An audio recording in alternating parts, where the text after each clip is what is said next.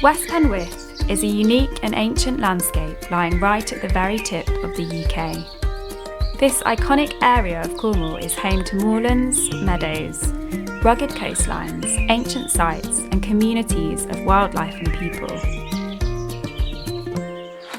The Penwith Landscape Partnership has uncovered many ancient sites, restored depleted habitats, engaged and connected with landowners, farmers, local communities and conservation organisations, enabling them to come together to reconnect the landscape for both people and wildlife. In this short series of podcasts, we explore the project's achievements and highlight how you can help us to preserve and protect the landscape for years to come. In this episode, Chandelle, the PLP Volunteer Coordinator, and Katharine and Peter, PLP Volunteers, chat about people and communities. I'm Chandelle, the Volunteer Coordinator at Penwith Landscape Partnership, and I'll be in conversation this morning with Peter and Katharine, two of our volunteers at Penwith Landscape Partnership. I just want to kick off with a little fact. We've got almost 400 volunteers, and would you believe Peter and Katharine have done 630 hours of volunteering over the last year with us.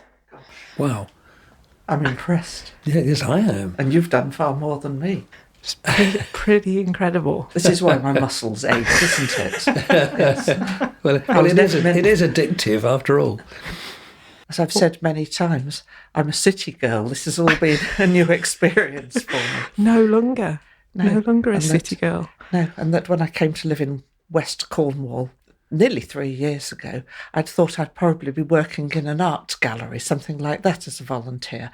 And I pictured myself in high heels and some lippy. And what do? I go out and roll in mud once a week. So that sounds infinitely preferable to me. Yes. So how did you come across us? How did we arrive on your radar? Soon after I arrived down here in West Cornwall, COVID started, so there was ample opportunity to spend many happy hours sat in front of my computer Googling anything I could think of. And I came across the website, which is packed with interesting things. There was an awful lot to look at, and I thought, that's interesting, make mental notes and return to it a number of times. And what kept drawing you back to the website then? What grabbed you about it? I was quite interested to find out more about prehistoric West Cornwall. I mean, I knew there were things there, but I didn't know how they connected up or how old they were. And it was perhaps an opportunity to get into that, to visit sites. And that sort of gave me a framework to get started with. So with PLP, I visited somewhere, spent a day there, and I feel, I know that one, I know where it is, I can look it up, and that's Bronze Age, and you've got something to sort of hang the rest of it on and the starting point. And I kept quite a diary at first, and keeping photographs to build up my knowledge of the area. Can you remember your first session with us, what that was and where you went? Yes, it was, I'd registered to be a volunteer, and it took me ages to work up the courage to actually come along, because it sounded like heavy-duty work for this city girl.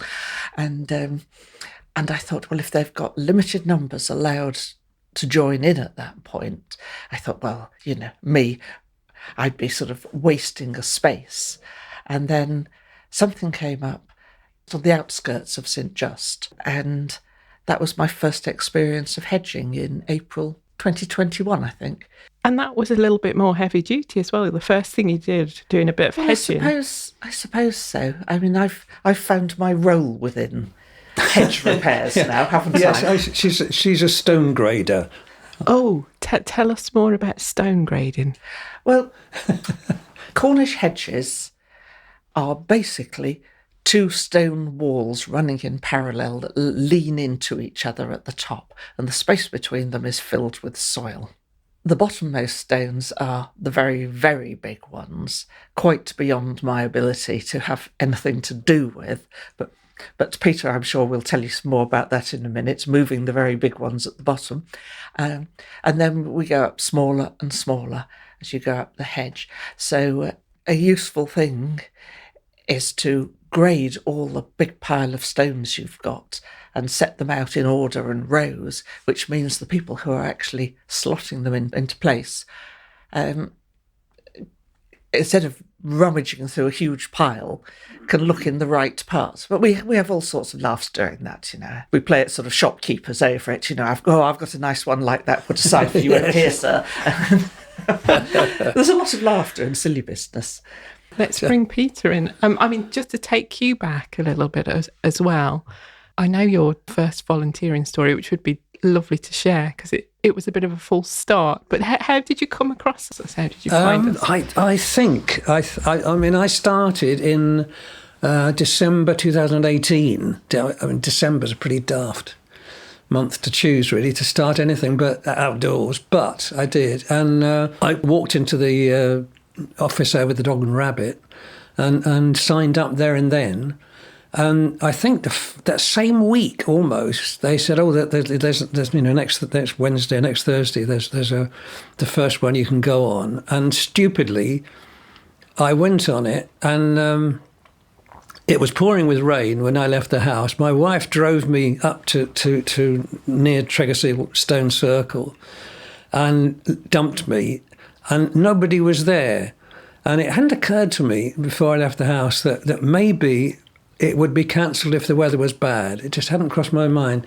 So I waited there for a good 20 minutes, getting more and more wet, and then eventually decided that actually I'd made a mistake, and I walked all the way home, which has got about an hour and a half walk, and got even more soaked. So that was my baptism of fire, really, and or baptism of rain. What I can't believe is you came back after that. See? Oh, well, it whetted, in both senses of the word, whetted my appetite.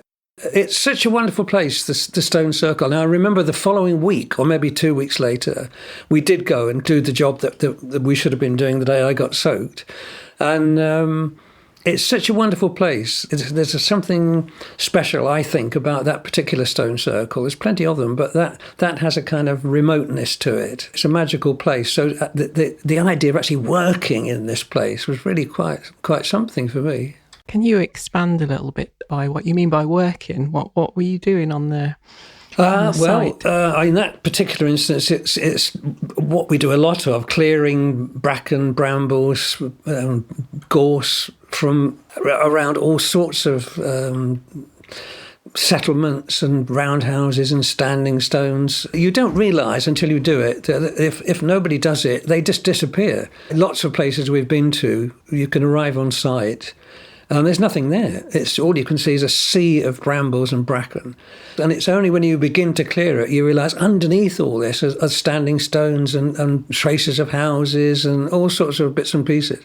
So it's a voyage of discovery every time, really. There's a great satisfaction in walking away at the end of a day and looking back, and you can see something you couldn't see when you arrived. There's not many things you can do in one day that have such an immediate effect, I think, is the way I feel about it. With what we do most of the time, whether it's hedging or gathering wildflowers, all sorts of things, you see a difference at the end of a day. And do you feel like you found a bit of a niche too? Like Katharine's got her stone sorting. Oh, I see. Niche. No, not really. No. Peter's good at everything. I'm not. Yes, I'm just good at everything. No, I don't think I feel niched. Probably of all of them, I enjoy the Cornish hedging the most. Whatever we're doing is informed by people who know what they're talking about. Talk about ecology, talk about archaeology, talk about rights of way. So it gives what we're doing a lot more meaning, I think, than would if we're just walking in and clearing vegetation without knowing what the place is all about. I think it would be less interesting. I certainly feel that.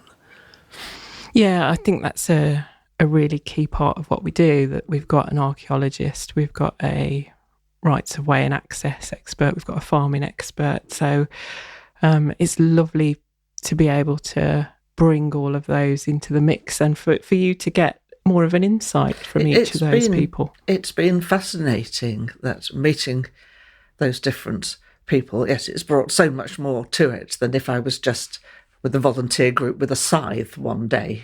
You were talking about Tregeseal. I'm also rather fond of that place. And I went there with the archaeologist, Laura, and we're doing site recording and checking up. So we were checking for conditions and any problems going on and anything that we might find that hadn't been recorded before.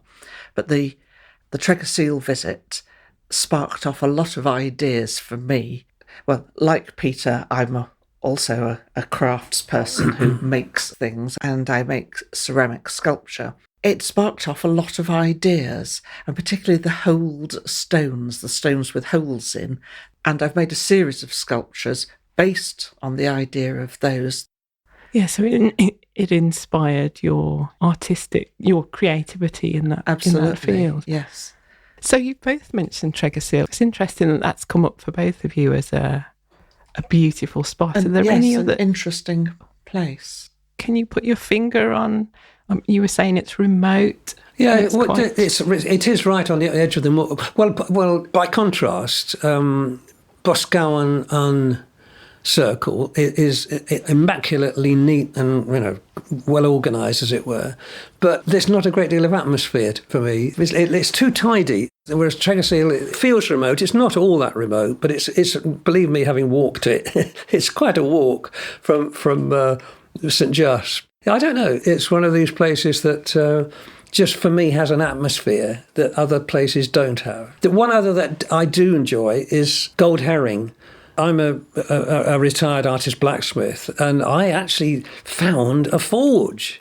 Cleared all the vegetation, the brambles and bracken and so on, and unwittingly there was something which must have been a forge fire at one time. That's incredible. And I was quite fascinated by that. It was pure chance. I wasn't looking for it. I don't think I even knew there was supposed to be metalworking there at the time. But afterwards, it was confirmed that Laura said there had been metalworking on the site, and to me, that must have been a forge. So I was quite thrilled about that. And was that the first time we knew about that site, that location, that there was a forge there? Have we got any records about that? I think it probably was. Yes, I seem to remember that was one of these ones particularly overgrown. When we first arrived with Richie and a team of people, there was nothing to see. And you're thinking, well, what are we doing here? And it really is that kind of voyage of discovery. And you start chewing into the landscape, and gradually bits reveal themselves, and stones appear, and structures appear, and you begin to see that this is a really viable settlement. It was. So, why wouldn't they have a forge? I mean, every village needs one, Still amazing that you found it, though. It was, yes. Perhaps it was identifying it. I don't. If somebody else had found it, maybe they wouldn't have thought of it as a forge. But, I mean, I may still be wrong, but, I mean, Laura did say that there were definitely signs of metalworking there. So I think I found a forge.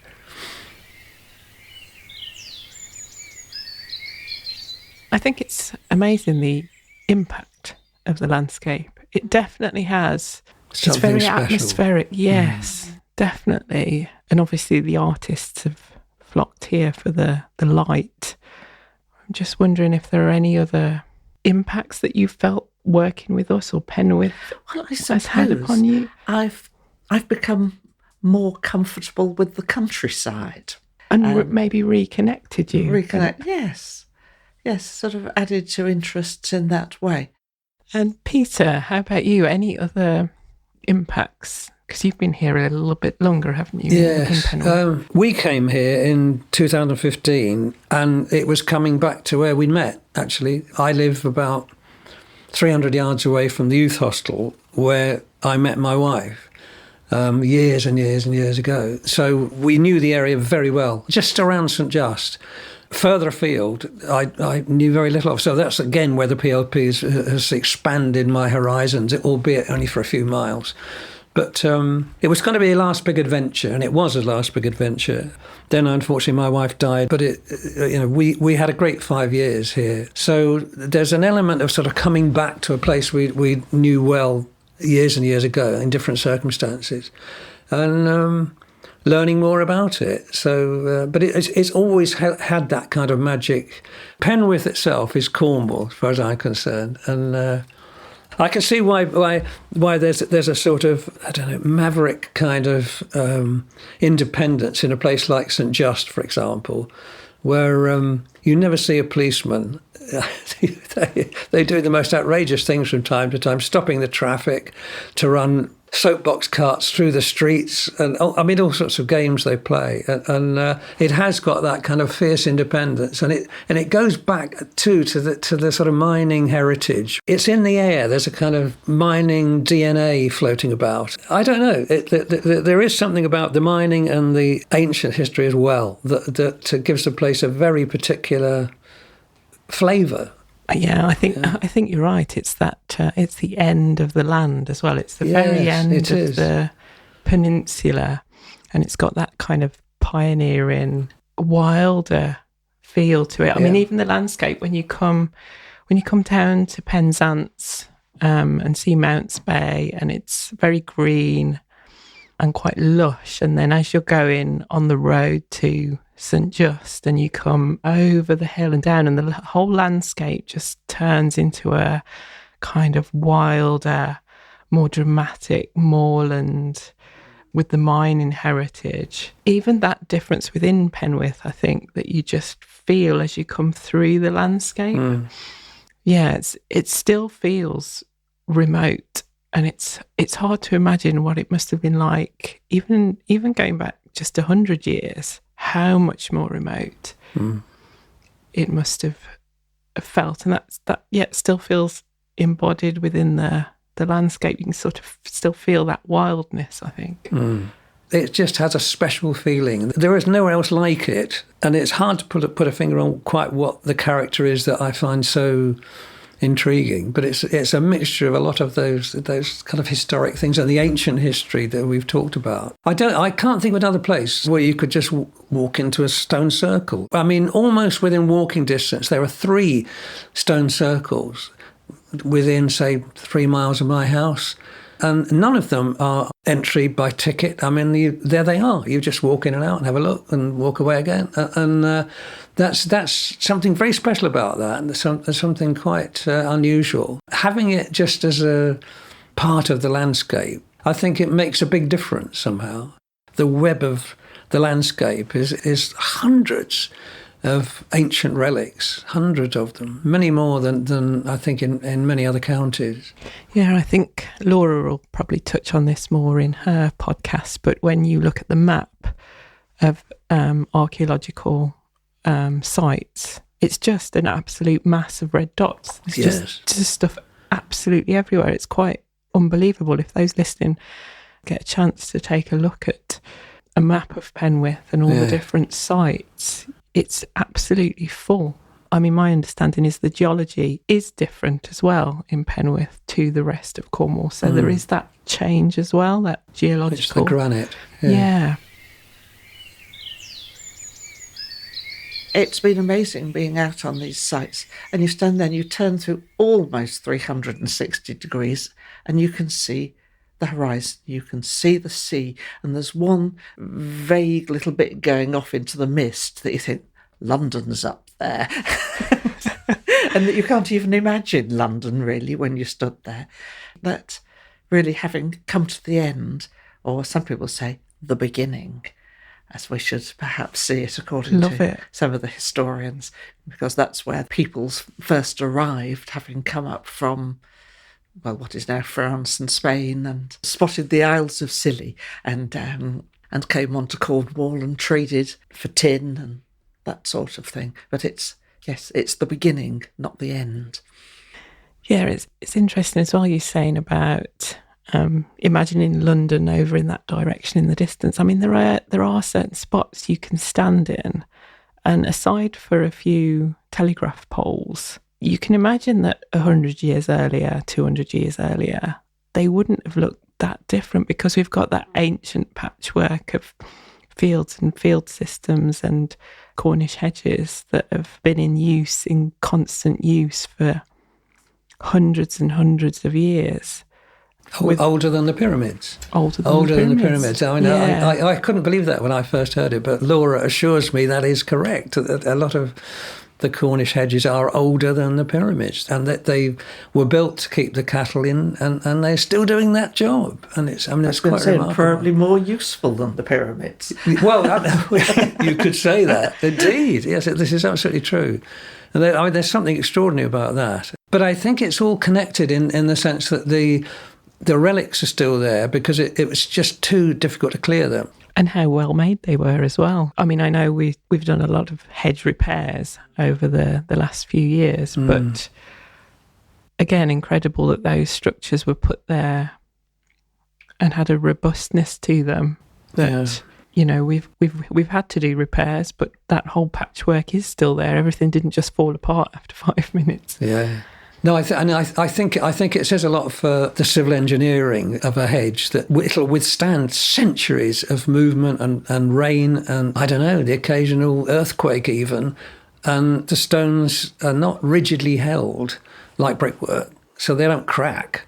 It just settles into a slightly different position. There's something really rather magical about that. I can see why they have lasted so long, because A, they're so difficult to remove, but B, they're so beautifully built that it allows for flexibility, for a bit of damage, cows knocking into them occasionally, and you can repair them in a sense so easily. It's not hard work, it's lengthy work, it takes a long time to do, but the structure allows you to repair it, whereas if you knocked a brick wall down, you can't really repair it very easily without a lot of modern tools and grinders and heaven knows what else. So I don't know, there's something magical about Cornish hedges, I think. Well, I was tempted to ask you both what's kept you coming back, but I think this conversation is just evidence of once you get pulled into the landscape and start to learn more about it, it just keeps... You tell me. Well, I do wonder some weeks, why am I volunteering to go out to get cold, wet and exhausted? But each time, actually, I enjoy it. It's throwing myself into something completely different. How about you, Peter? What's been the pull? Has that been the pull to keep coming back? Just the whole package? Well, yeah. I've worked with my hands for many, many years, and in a sense, this is more of the same. I mean, I think that's part of it. I don't like sitting in. Getting out is really quite important to me. I think particularly since my wife died, I'm left at home without somebody to do things for. Now she's gone, I'm left sort of pottering about. So I'd much sooner potter about outdoors with a scythe or hedging or something like that than moping around at home. So it's been a great virtue, I think, for me to get out and meet people and do things and as Katharine said earlier, to learn about the landscape and begin to string some of these sites together so you can understand, the relationship of one to the other. Yeah, so maybe a mixture of purpose and impact, really, in the end. Yes, and I suppose at my age, I sort of feel if you don't use it, you lose it. And that's important. So I think just the movement aspect of the whole thing is really quite important. And the thing is, you're moving for a worthwhile reason. And I think that's the other part of it. Yes, I think Peter's touched on a lot of things that I feel as well there. Moving for a reason is what I call useful exercise, as opposed to sort of walking on a treadmill in a gym. Yes, yeah. And... yeah, why on earth would you just work on a treadmill or one of those stupid bicycle things when you can get out and walk and achieve something? Yes, and achieve something and look at something beautiful. Yeah. Oh, and that is the other aspect we haven't touched on, really. That social aspect, how you've all sort of come together, didn't necessarily know a few people, knew a few people, but generally nobody knew each other prior to coming to volunteering, and then how you've all just gelled. I didn't know anybody I know now when I started. I don't know what I'd do 2 days a week otherwise. I said, it's got to that point. I've started looking at the world on a different scale being here. It may have been partly the COVID lockdowns, but I think PLP have been part of it. I look in such a tiny scale. I'm looking at details on petals and, insects and small things. I mean, I've moved to a much smaller garden, of course, which encourages that, but I know names of farms rather than major motorway junctions. It's just a different way of... That's so And wonderful. it's a huge county, Yes. Cornwall. Yeah, that's interesting, though. You talk about, that feels like much more of a local connection. Yes. Again, down here, knowing your local farms, knowing some of your local community, Yes. knowing some of the archaeology, the landscape, the wildlife, you're sort of that sense of being a little bit more rooted in place, maybe, and connected to place. Yes. It's very distinctive and very special. In some ways, very cut off. You're here and you can just live entirely in this surrounding here. And live well. And live well. I think that's a lovely place to end. Thank you very much. And, well, thank you for over the years you've both given us, it'll be thousands of hours. So the contribution you've made has been incredible. We only did it because we enjoyed it. Yes.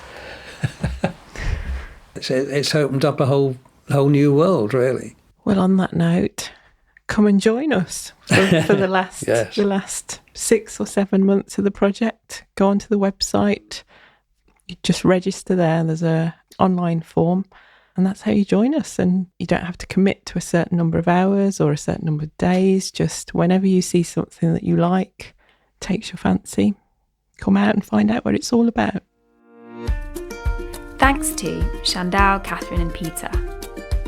Next week, we have Laura, the PLP Ancient Penwith Project Officer, and Matt, the PLP Access Officer, talking about access and ancient sites. The Penwith Landscape Partnership is a 5-year project supported by National Lottery players through the National Lottery Heritage Fund. To find out more about our work and our partners, please head to penwithlandscape.com. For links and references from each episode, please refer to the show notes. If you've enjoyed the podcast, please rate and review on your podcast platform. Thanks for listening.